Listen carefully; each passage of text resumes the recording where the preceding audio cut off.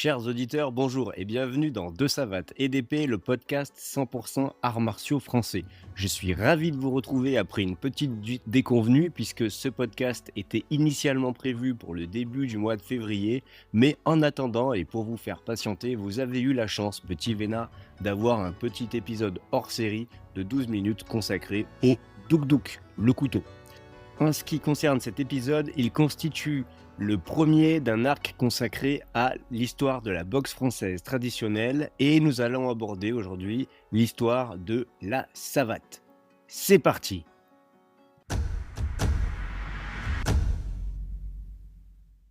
Mais qu'est-ce que la savate? Eh bien la savate est une pratique martiale ancrée dans l'histoire de France. Les savatiers qui la pratiquaient utilisaient principalement des frappes portées avec les pieds chaussés, dans le but de faire mal.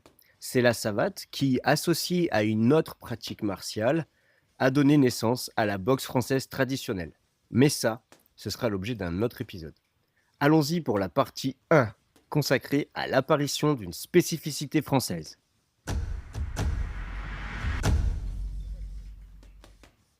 La mention la plus ancienne que nous ayons de la savate en tant que moment opposant deux individus apparaît dans l'œuvre Les Mémoires de Vidocq de Eugène-François Vidocq, publiée en 1828. À l'intérieur de cette œuvre, l'auteur fait mention du fait que dans les années 1797 ou 1798, il aurait eu affaire à un adepte de la savate avec lequel il se serait battu, et que, vexé par sa défaite, il se serait alors mis à pratiquer cette discipline. Toutefois, plusieurs éléments concernant cette mention sont à prendre en compte. Premièrement, la référence est discutable, puisque Vidocq, qui a été préfet de police à Paris, est tout de même un ancien malfrat. Certes repenti, mais tout de même, il a effectué plusieurs longs séjours en prison. Deuxièmement, quand on y regarde d'un petit peu plus près, Vidocq donne en fait une description d'un combat de boxe anglaise et non pas d'une opposition à la savate. Effectivement, la boxe anglaise est attestée en France dès les années 1814.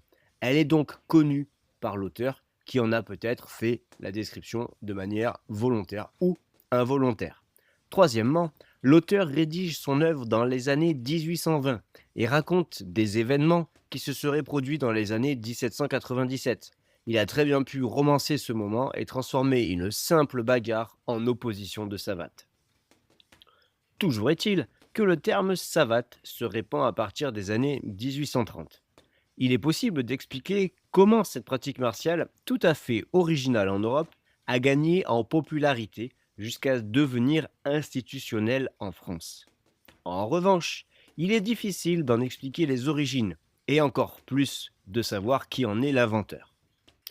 Pour certains, comme Jean-François Loucher dans son livre Histoire de la savate, du chausson et de la boxe française, la savate semble bien s'apparenter à une forme de duel à main nue. Pour étayer son propos, l'auteur met en avant le témoignage d'une rixe qui a été portée devant les tribunaux de Paris et publiée dans la Gazette des tribunaux du 2 février 1838. Je m'en vais vous lire un extrait de celle-ci. Allez, c'est parti. Ce mot me met en colère et me décide. Le roi, qui est ici un nom de famille, non pas Sa Majesté le roi de France, le roi prend pour témoin tout ce qui était là. Eh bien, comment frappera-t-on? Dessus ou dessous? Dessus et dessous. Et au premier coup? Non, je veux au moins 4 coups de poing sur la figure. Les pieds en sont-ils aussi? Oui. Eh bien, il n'y a pas arme égale. J'ai mes sabots, t'as que tes souliers. Ouais, c'est juste. Pose tes sabots, qu'il me dit, et je pose mes souliers. Aussitôt déchaussé, je me mis en garde. Dans cet extrait, on le voit. L'utilisation des poings et des pieds ne permet pas de distinguer ce duel d'une bagarre. Mais par contre, l'organisation et la convention qui sont mises en place par les deux participants laissent à penser qu'il s'agit bien d'un duel. Les deux participants se mettent d'accord. Nous n'avons pas les mêmes chaussures, alors enlevons-les et ainsi les chances seront équitables. On a bien ici l'idée d'avoir deux opposants qui puissent se battre à armes égales. Or, dans quelle bagarre se bat-on à armes égales? Personnellement, je n'en connais pas. Effectivement, il n'y a que dans le duel que l'on retrouve cette méthode d'opposition. De même, L'un des participants prend à témoin les autres, comme on choisit deux témoins pour nous représenter lors d'un duel à l'épée ou au pistolet. Ceux-ci ont pour rôle de faire en sorte que le duel ne dérape pas. Toutefois, si cet argument du duel semble séduisant, on peut y opposer une objection. Mhm. Effectivement, les deux individus ici se déchaussent pour que leurs chances soient égales. Mais le problème, c'est que le mot savate, à l'origine, ne désigne-t-il pas une chaussure? Ce qu'on nous vend donc ici comme étant un duel de savates, est-il vraiment un duel de savates si les opposants sont déchaussés? En tout cas, quand elle émerge, la savate est parfois tournée en dérision, comme tout ce qui provient du peuple d'ailleurs. On note qu'elle est présente dans ce qu'on appelle des vaudevilles, c'est-à-dire des sortes de petites pièces comiques au théâtre. Les élites intellectuelles s'emparent du sujet, notamment les auteurs du mouvement romantique, comme par exemple Honoré de Balzac, qui fait référence à la savate dans son œuvre Splendeur et misère des courtisanes, ou encore Alexandre Dumas dans Le Comte de Monte-Cristo. Il y a également Victor Hugo, qui en fait mention dans le tome 1 de Les Misérables. Ainsi, cette pratique martiale va très rapidement être un objet d'étude pour les auteurs qui vont participer à développer tout un folklore romanesque autour de sa pratique et de ses origines. Mais heureusement pour nous, le terme savate n'apparaît pas que dans des œuvres littéraires. Ce n'est pas qu'une pratique fantasmée. Effectivement, quand on consulte les archives du Jockey Club, un club privé parisien très huppé, réunissant des individus de la haute noblesse et bourgeoisie parisienne, on s'aperçoit que le terme savate y est présent. Le Jockey Club, qui a été fondé en 1833 et qui était situé rue de Rabelais à Paris, possédait un gymnase où les membres pouvaient pratiquer différentes activités. La consultation des archives permet d'attester que la savate y était bien pratiquée. Honoré de Balzac, qui connaissait les lieux, en a d'ailleurs fait une description précise dans son roman inachevé, Le député d'Arcis, publié à titre posthume en 1864. Autre source concernant la pratique de la savate, en 1842, le grand auteur et journaliste Théophile Gautier dresse un portrait flatteur dans son œuvre Le Maître de Chausson de cette discipline. Il la qualifie d'art très savant et très raisonné. Ainsi, on comprend qu'il la compare avec l'escrime. Il le fait en ce sens qu'il dit que la savate, c'est l'escrime sans fleuret. Seulement dans l'escrime, on n'a qu'un bras, et à la savate, on en a quatre. Il fait ici référence au fait que le pratiquant d'escrime n'a qu'un bras qui est armé, alors que le savatier, celui qui pratique la savate, a ses deux poings et ses deux pieds qui servent d'arme. Théophile Gautier explique également que la savate est désormais désencanaillée, relayant ainsi et diffusant l'idée qu'il s'agissait à la base d'une pratique martiale connue seulement de la canaille. Que désigne le terme canaille, si ce n'est le bas peuple? On peut y voir ici aussi à la fois la mauvaise réputation dont souffrait la savate au début du XIXe siècle, mais aussi le fantasme autour de ses origines véhiculées à l'époque. En tout cas, la première chose à noter, c'est que la savate serait potentiellement apparue après la période de la Révolution française, qui aurait été une époque où la violence institutionnelle et la violence sociétale auraient été à leur paroxysme. Et l'apparition de la savate à cette période de violence aurait été une sorte de réaction de la part d'une composante de la société. Comme l'aspect canaille des origines de la savate, cette hypothèse est séduisante, mais il semble difficile de croire que le tumulte de la Révolution ait accouché de la savate. Une pratique comme celle-ci n'émerge pas du néant. Et donc, plusieurs pistes sont mises en avant par des auteurs contemporains ou actuels pour tenter d'expliquer cette émergence de la savate. Vous allez le voir, certaines sont réalistes, d'autres un peu alambiquées. Commençons tout de suite par la première, qui est celle de la filiation entre la savate et les maîtres bâtonnistes, qui sont célèbres sous l'Ancien Régime, la monarchie française, avant la Révolution donc. Ces maîtres étaient des professeurs qui enseignaient le maniement du bâton pour apprendre à se défendre avec. Leur existence ou en tout cas celle de la pratique du bâton, est attestée par différents documents officiels. Comme nous le raconte, par exemple, Monsieur Darécy, qui, dans son œuvre Archives des maîtres d'armes, publiée en 1888, explique que, jusqu'en 1644, l'aspirant au rang de maître d'armes devait être expérimenté à la fois sur le maniement de l'espée, c'est-à-dire l'épée, également de l'espée et du poignard, de la hallebarde et du bâton à deux bouts. Quant à Théophile Gautier, dans Le Maître de Chausson, il dresse, lui, une image d'Épinal de la pratique du bâton et notamment de l'école de Caen, qui n'est autre que la pratique dans la ville normande du maniement du bâton à deux bouts, qui était un outil quotidien pour les Français. Des noms comme Fanfan de Caen sont par-ci, par-là évoqués, sans que l'on ne puisse en déterminer l'existence réelle. En revanche, on sait que ces maîtres bâtonnistes vont perdre en popularité après la Révolution française. Nous allons voir pourquoi. La Révolution va amener l'interdiction de ce qu'on appelle les corporations et les maîtrises. Qu'est-ce, me direz-vous? Eh bien, les corporations, ce sont des groupements de métiers qui avaient été organisés sous l'Ancien Régime. Par exemple, des corporations de médecins, des corporations de menuisiers ou de tailleurs de pierre. Et ces corporations étaient autogérées, en accord avec le pouvoir royal. Elles fixaient par exemple elles-mêmes des règles communes à l'ensemble des tailleurs de pierre pour voir quels seraient les jours chômés pour l'ensemble de la profession, par exemple. Certaines d'entre elles disposaient même d'un système de caisse de retraite pour leurs membres. Effectivement, les Français n'ont pas attendu la Révolution, puis 1945 pour mettre en place ce genre de système. Bref, ces corporations bénéficiaient d'ailleurs d'une large part d'autonomie, à partir du moment où elles ne remettaient pas en cause l'autorité du roi. Concernant les maîtrises, il s'agit peu ou prou de la même chose. Ce sont des groupements dans lesquels on retrouve des maîtres, par exemple des maîtres tisserands ou encore des maîtres d'armes. Or, la Révolution va mettre à mal cet équilibre en interdisant la plupart de ces corporations et de ces maîtrises. Pourquoi? Pour deux raisons essentielles. La première, c'est que la Révolution et principalement le pouvoir républicain sont concentrés sur Paris et que ce nouveau régime, cette République française, a besoin de contrôle. Elle va jusqu'à s'immiscer dans la vie privée des Français et elle a besoin d'un contrôle total sur la société. C'est sa survie qui en dépend. Tout ce qui fait référence à l'ancien régime, même si cela n'était pas un symbole prééminent de la monarchie française, la Révolution va le déconstruire. Oh, pardon, le détruire. Lapsus. Pour vous dire, les révolutionnaires mettront même en place un calendrier différent du calendrier grégorien classique que nous utilisons encore actuellement.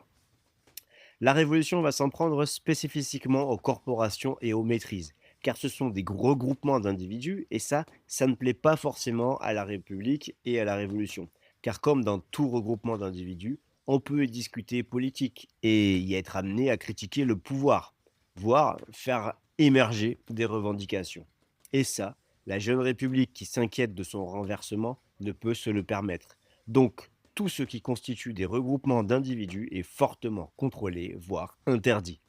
Cette interdiction des corporations et des maîtrises va de fait entraîner un arrêt brutal de la popularité des maîtres bâtonnistes. Un témoignage vient confirmer ce fait, c'est encore celui de M. Darécy, dont nous avons parlé un peu plus tôt. Ce fils et petit-fils de maître d'armes explique dans son œuvre que contrairement au XVIIe siècle, les aspirants maîtres d'armes ne sont, au XVIIIe siècle, plus qu'examinés sur deux pratiques, l'espée et le poignard, et le fleuret. C'est tout. Point de bâton à deux bouts. Mais, rassurons-nous, la pratique en elle-même va perdurer dans les foires et en certains lieux spécifiques, comme ce que l'on appelle les barrières. Prenons le temps d'expliquer ce que sont les barrières. Car si vous êtes pratiquant d'arts martiaux français ou intéressé par cette période du XVIIIe, XIXe siècle, vous entendrez ou vous verrez passer ce terme de barrière. Et puis ce soir, vous vous coucherez plus intelligent. Et vu l'état du pays, ce n'est pas du luxe.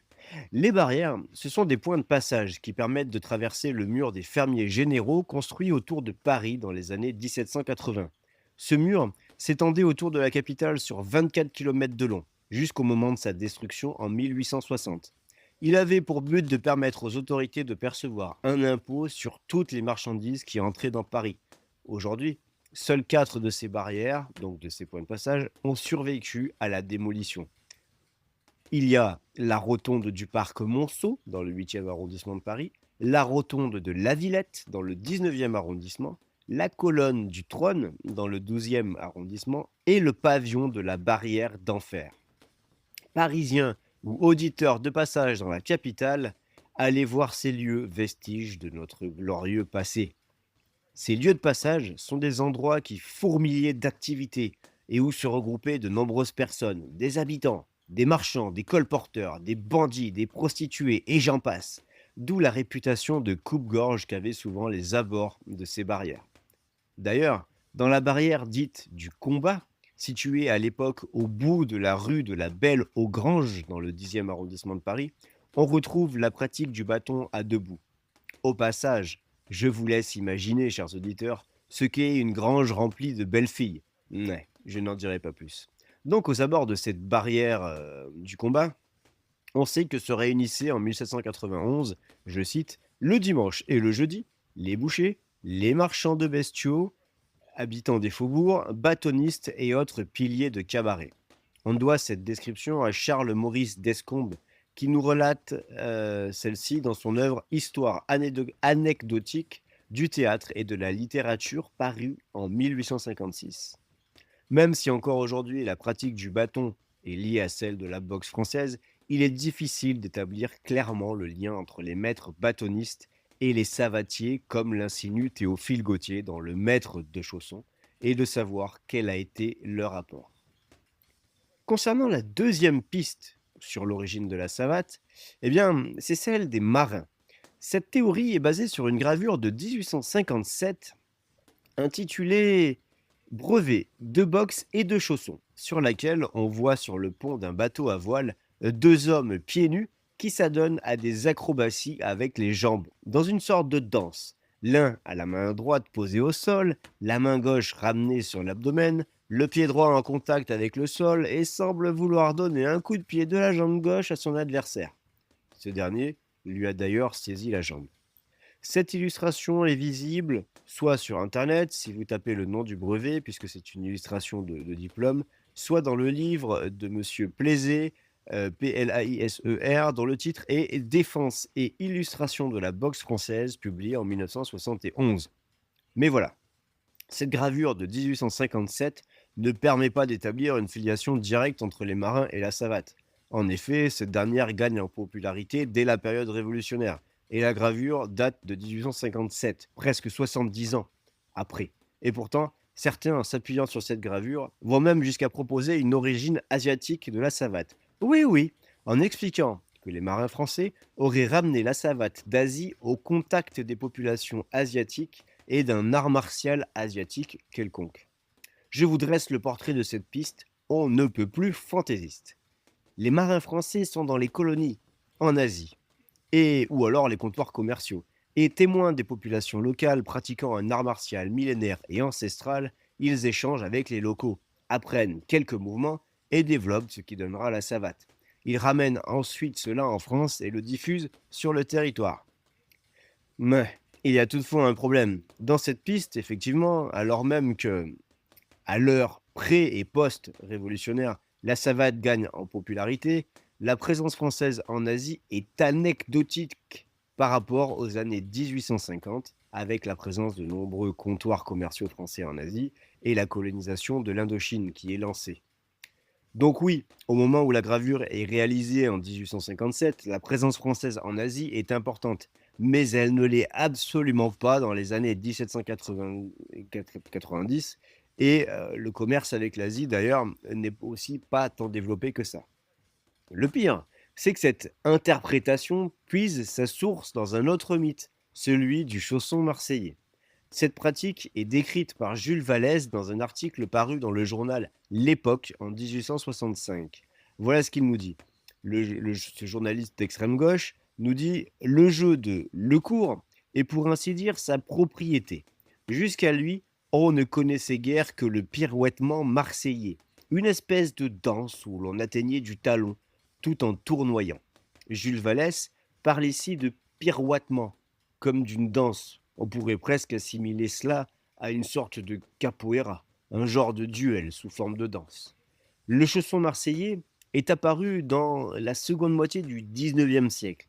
Et pour certains, c'est cette pratique méridionale qui aurait donné naissance à la savate.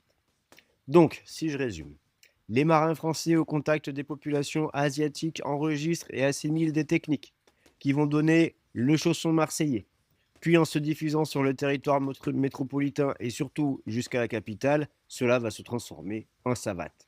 Séduisant, mais penchons-nous sur les dates. On l'a dit, la savate devient populaire et on en trouve trace écrite à partir de la fin du XVIIIe siècle, moment où la présence française en Asie et les échanges avec celle-ci sont minimes à cette époque. Donc, pour l'origine asiatique, on repassera. Concernant les chaussons marseillais qui auraient donné la savate, on sait que le chausson marseillais est pratiqué à Marseille dès la seconde moitié du XIXe siècle et qu'il s'agit d'une sorte de jeu. De plus, dans son œuvre Mémoire de Léonard, ancien garçon maçon, paru en 1895 et dont l'œuvre se déroule à Paris, l'auteur Nadeau évoque les soirs de l'année 1834 où les ouvriers allaient à ce qu'on appelle la salle Gadou ou la salle Mule, qui passaient tous deux pour les 2 maîtres de chaussons les plus habiles de ce temps-là. Je vous répète l'année 1834, bien 20 ans avant la pratique du chausson marseillais. Mais alors, qu'est-ce donc que ce chausson pratiqué à Paris? Réfléchissez. La savate se pratique avec une chaussure. Oui, la savate. Donc le chausson parisien se pratique avec un chausson gagné. Avantage du chausson par rapport à la chaussure, ça fait moins mal. Parfaitement, bravo, vous avez trouvé. Ces 2 maîtres de chaussons évoqués en 1834 ne seraient rien d'autre que des savatiers passés maîtres dans l'art de la pratique et qui enseigneraient la savate, pratique martiale de rue par excellence, à leurs élèves en intérieur et avec des chaussons. Effectivement, aucun intérêt pour un enseignant de blesser ses élèves. On aurait donc ici 2 pratiques distinctes. Le chausson pratiqué à Paris dès la première partie du XIXe siècle, adaptation de la savate à une pratique d'intérieur et moins destructrice, et la pratique méridionale du chausson marseillais apparue dans la seconde moitié du XIXe siècle. Concernant la troisième piste avancée, concernant les origines de la savate, avancée cette fois-ci par Joseph Charlemont, il semblerait qu'elle soit le fait du retour des prisonniers de guerre des pontons anglais après la chute du Premier Empire. Effectivement, nombreux sont les soldats français issus de l'armée napoléonienne qui ont été capturés au cours des différentes campagnes par les armées de la coalition et principalement par l'armée anglaise, et qui ont été gardés prisonniers dans des conditions abominables sur des bateaux au large. Comme nombreux étaient ceux qui ne savaient pas nager, il était de toute façon difficile de s'échapper. Les soldats français auraient développé sur les pontons cette pratique martiale à la fois pour s'occuper et conserver une condition physique acceptable et potentiellement être capable d'en découdre avec leurs geôliers anglais si besoin était. Une source intéressante à ce sujet est celle d'Ambroise Louis Garneret, qui décrit dans son œuvre Voyage, aventure et combat, paru en 1853, un combat entre un lutteur breton, prisonnier français donc, et un boxeur anglais. Mais dans ce récit, il ne fait malheureusement pas mention clairement de la savate.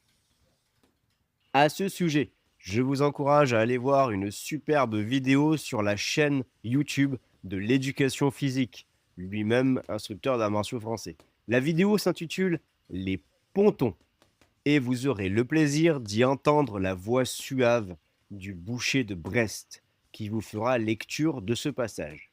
Mesdames, à vos casques. Toutefois, penser que les prisonniers des pontons auraient développé cette pratique martiale qu'est la savate semble exagéré. En revanche, il est fort probable qu'ils aient pu étoffer, enrichir et développer la pratique et l'ait ensuite diffusée sur le territoire national en revenant de captivité. Mais alors, d'où vient la matrice de cette pratique martiale? Eh bien, c'est la question à laquelle il est le plus difficile de répondre. Vous l'aurez compris, chers auditeurs, il est difficile de déterminer clairement l'origine de la savate.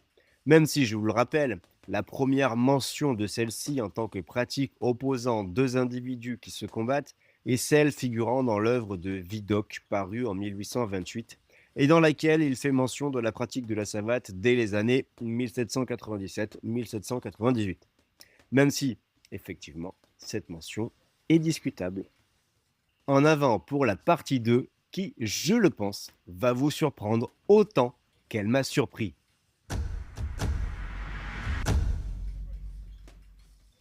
Comme nous le disions dans la clôture de la partie 1, la savate n'est pas sortie de nulle part.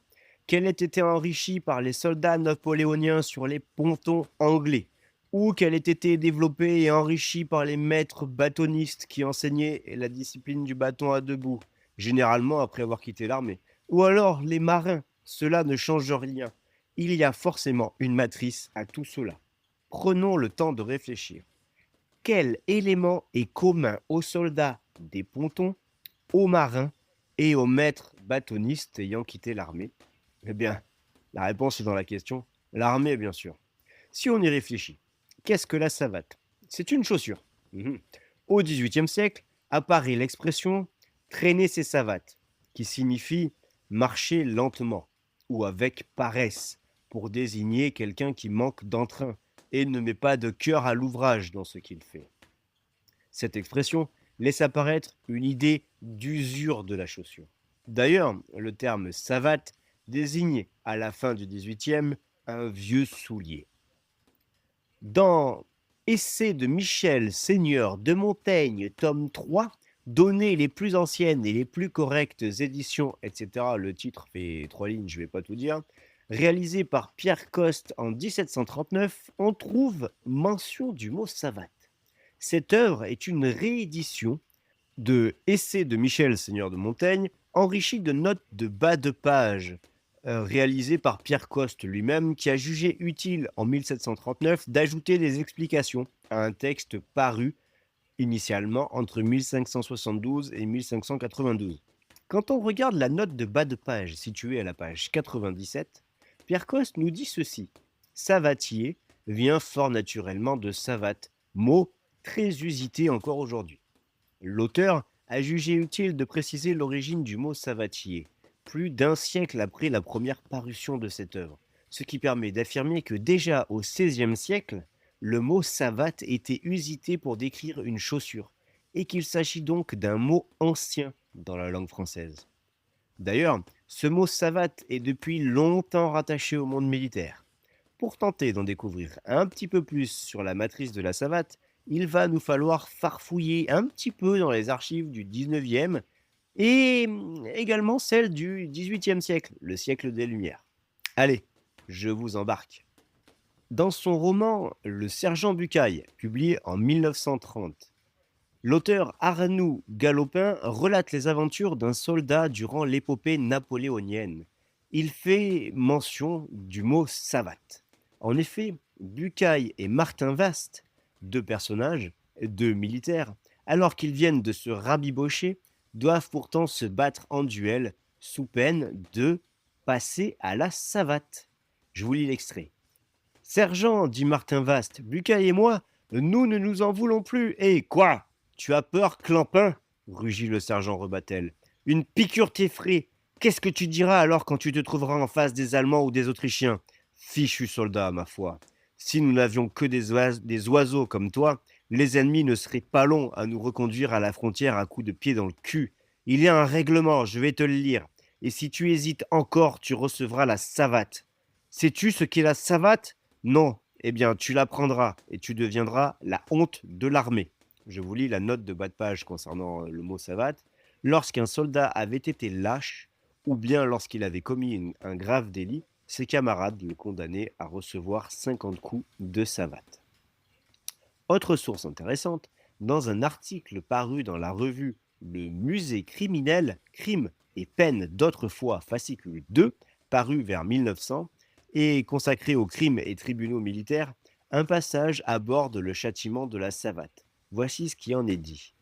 La discipline militaire, raconte Moreau de Jaunès, consistait à battre les soldats à coups de canne, de courroie, de plats de sabre, de baguettes de fusil, de verges d'osier ou clandestinement à la savate.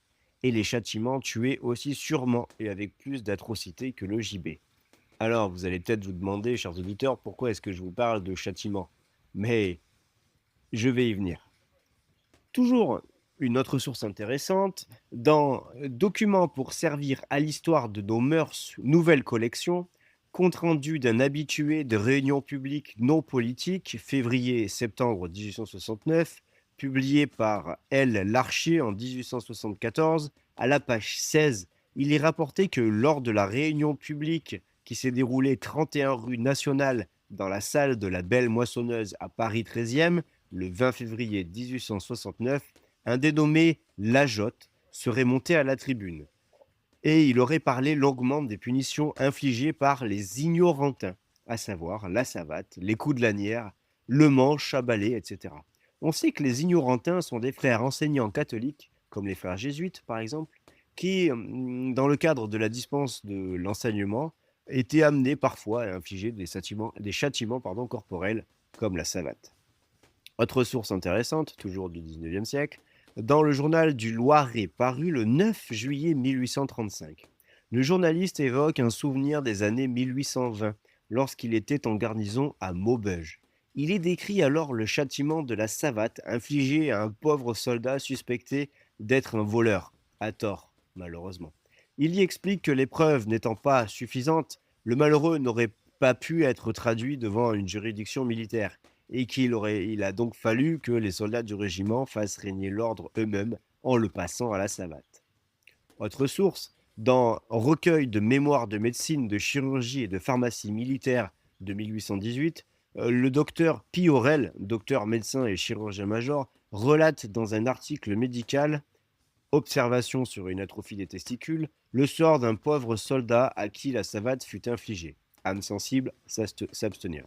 Le 5 juillet 1817, il fut accusé d'avoir dérobé une chemise à l'un de ses camarades. Et bien qu'il protestât de son innocence, ils se saisirent de lui, et l'ayant étendu sur un banc, il fut maintenu fortement dans cette position par 6 soldats, pour recevoir la correction que les militaires appellent la savate. Pendant les efforts qu'il fit pour se soustraire à ce châtiment injuste, ses testicules se trouvèrent exposés à un froissement si considérable que la tunique albuginée, forcée de céder, livra passage aux vaisseaux séminifères. Ceux-ci remontèrent le long des cordons spermatiques dont ils augmentèrent le volume. La douleur fut excessive et les cris de ce malheureux n'empêchèrent pas que la punition ne lui fût infligée.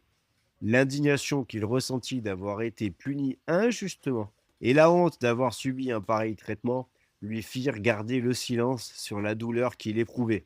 Au bout de quelques heures, l'inflammation du scrotum se manifesta avec une sensibilité vive des testicules qui se trouvaient considérablement affaissés. Aïe, aïe, aïe. Autre source intéressante, toujours au XIXe siècle, dans la justice militaire par le lieutenant-colonel d'état-major Seynaud, paru en 1878, à la page 38, l'auteur nous indique ceci. On doit regretter que le châtiment corporel ait été supprimé en France. Il serait très utile en campagne. Ils ont duré pendant toutes les guerres de la Révolution et de l'Empire, et n'ont disparu des habitudes et des mœurs qu'à la suite d'une longue paix. Les verges avaient été remplacées, il est vrai, par la savate, châtiment quelquefois rigoureux qui laissait des traces dans la mémoire et sur le corps de ceux auxquels il avait été infligé. Les soldats l'appliquaient eux-mêmes pour punir les traînards et les maraudeurs. Le soir de la bataille d'Eylau, 2 artilleurs du corps du maréchal Davout, ayant été absents de leur compagnie pendant cette journée et étant arrivés trop tard pour assister à la bataille, leurs camarades s'assemblèrent le soir au bivouac et n'ayant pas goûté leur raison, leur infligèrent le châtiment burlesque que les soldats appellent la savate. Alors, plusieurs évocations ici. Concernant la bataille d'Eylau, Seynaud cite Adolphe Thiers dans son 8e livre de Histoire du consulat et de l'Empire, publié en 1845. Dans ce livre, Thiers raconte cette anecdote lors de la bataille qui s'est déroulée en 1807. Ce qui signifie que dès 1807, le châtiment de la savate est référencé et pratiqué par les armées napoléoniennes. On trouve même des mentions qui sont antérieures. On peut même remonter à la période révolutionnaire. Par exemple, dans l'œuvre de Jacques Selby-Gotton-Quesnay, Les Folies d'un conscrit, publié en 1799, la mention du châtiment qu'est la savate est indiquée à la page 140. Voilà ce qui nous en est dit, je cite. Enfin, je retrouve mes vieux compagnons d'armes qui me croyaient aux antipodes et qui, à mon arrivée, m'appliquèrent sur les fesses 942 coups de savate. Cependant, la source la plus fiable du XVIIIe siècle que nous ayons est celle du journal Courrier patriotique des départements de l'Isère, des Alpes et du Mont-Blanc, ou l'Ami de l'égalité, en date du 28 février 1794. Il est fait mention à l'intérieur de cet article d'un soldat des armées révolutionnaires qui reçut 50 coups de savate au bas des reins. Je vous lis l'extrait. Le retour des mœurs est à l'ordre du jour et l'histoire n'oubliera pas que les armées républicaines se plaisent à en donner les premiers exemples. En voici une preuve.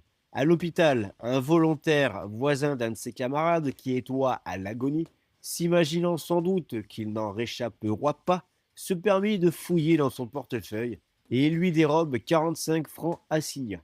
Le mourant recouvre quelques instants connaissance, a besoin de quelque chose, ouvre son portefeuille, se trouve volé. S'en plaint au militaire, on interroge le voleur, il nie, on le fouille et on lui trouve la somme. Ses camarades décidèrent alors d'en faire justice sur le champ et le condamnèrent à recevoir dans chaque salle 50 coups de savate au bas des reins. Ils lui mirent son habit à l'envers, lui attachèrent sur la poitrine un écriteau où son crime étoit expliqué, en lui faisant essuyer à chaque salle la fustigation ordonnée.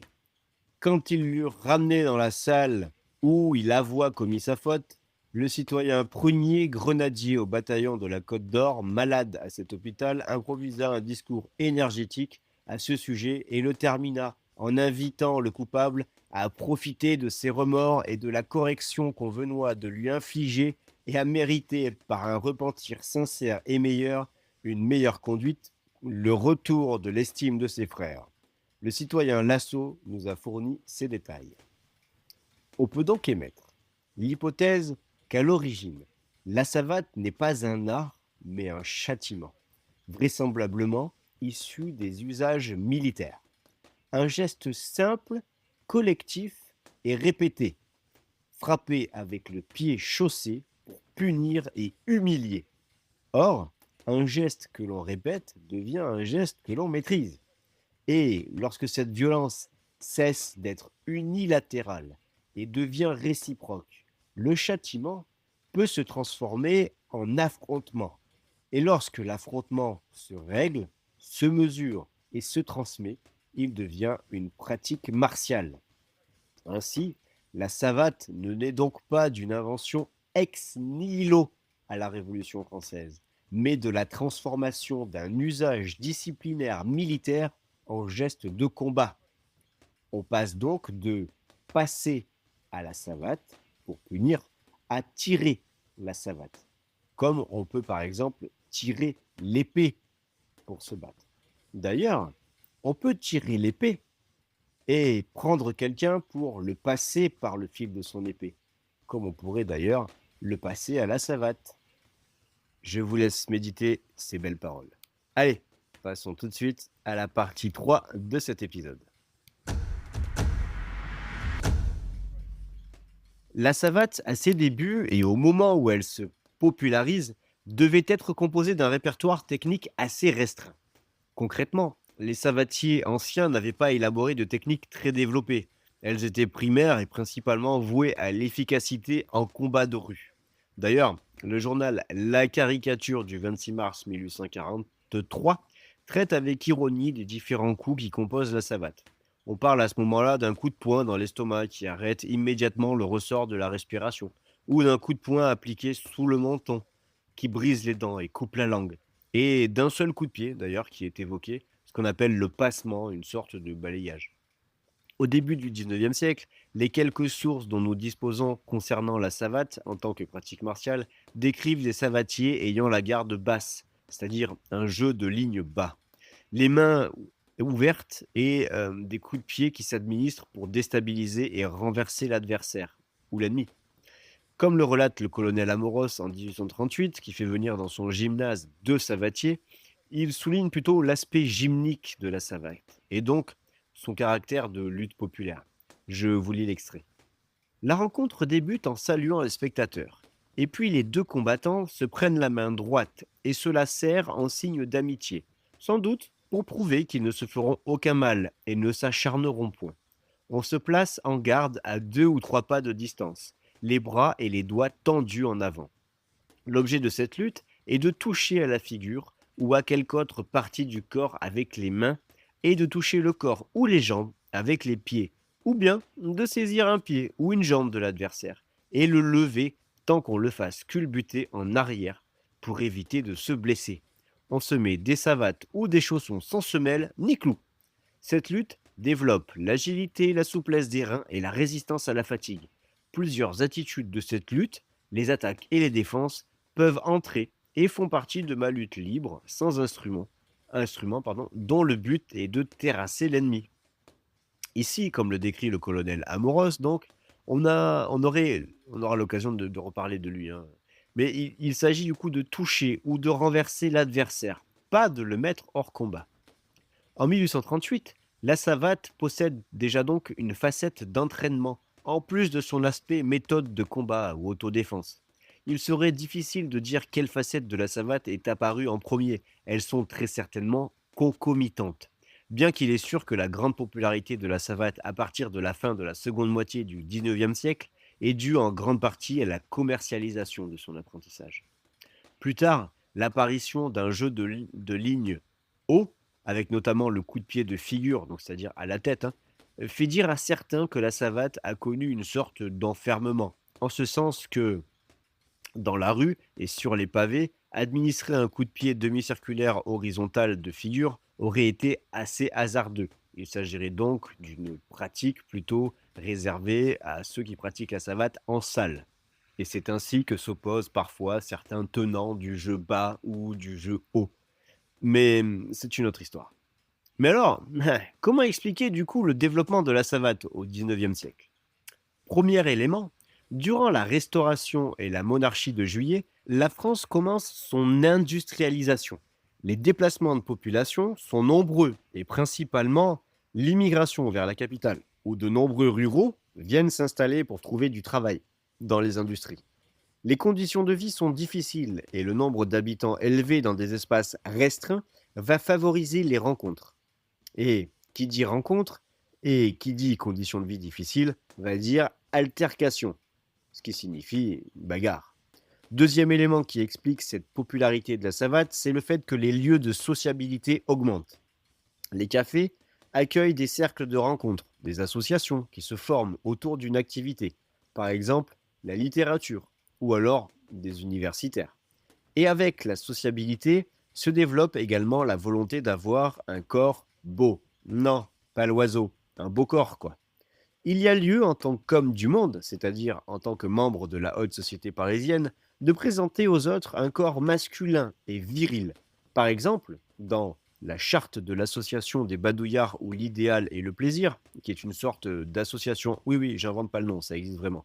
C'est une sorte d'association étudiante, un peu avant l'heure, hein, on peut voir dans leur charte qu'il est stipulé que les membres devaient fréquenter assidûment les salles d'armes, de chaussons, de cannes, de savates, de tir et de bâtons. C'est également la période où les dandys vont fréquenter les différentes salles des professeurs de boxe françaises, comme l'explique Théophile Gautier dans Le Maître de chaussons. En tant que bourgeois bien inséré, il fallait donc mettre en avant un corps viril et être capable de défendre son honneur ou sa belle, que ce soit à l'épée ou à main nue.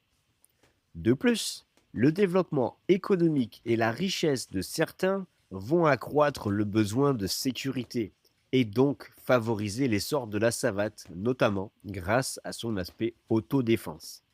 Ajoutez à cela l'arsenal pénal qui s'étoffe et l'interdiction du port de certaines armes comme les épées, les cannes ou les pistolets cela va également favoriser l'utilisation de la savate et son apprentissage. À noter qu'on observe ces mêmes mutations dans d'autres pays européens, comme le Royaume-Uni, par exemple. Mais il n'y a pas euh, un tel phénomène semblable au développement de la savate. La France est vraiment donc une spécificité de ce point de vue-là, puisqu'elle est le seul pays occidental dans lequel s'est développée une pratique martiale utilisant spécifiquement les pieds. Soyons donc fiers de notre patrimoine martial et de la savate. Pour conclure, vous l'aurez compris, il est quasi impossible de dire qui est l'inventeur de la savate. En revanche, il est possible de tenter de démontrer d'où elle provient. Nous l'avons vu à travers les extraits d'œuvres ou d'articles de journaux du 19e et du 18e siècle. La savate, en tant qu'usage disciplinaire consistant à rosser de coups de pied un malheureux compagnon de régiment, est attesté. Il n'y a donc qu'un pas jusqu'à sa transformation en pratique martiale par les militaires eux-mêmes, puis sa diffusion dans le monde civil en tant que pratique d'autodéfense, et pratique à laquelle on finira par s'entraîner, à l'arrière des salles de café, puis dans des gymnases ou des salles privées. Mais cela, ce sera l'objet du deuxième épisode consacré à l'histoire de la boxe française traditionnelle. Chers auditeurs, c'est déjà la fin de cet épisode. J'espère qu'il vous aura plu et que vous aurez pu mettre des mots sur les origines de la savate, qui est à l'origine de la boxe française traditionnelle. Nous le verrons dans le prochain épisode.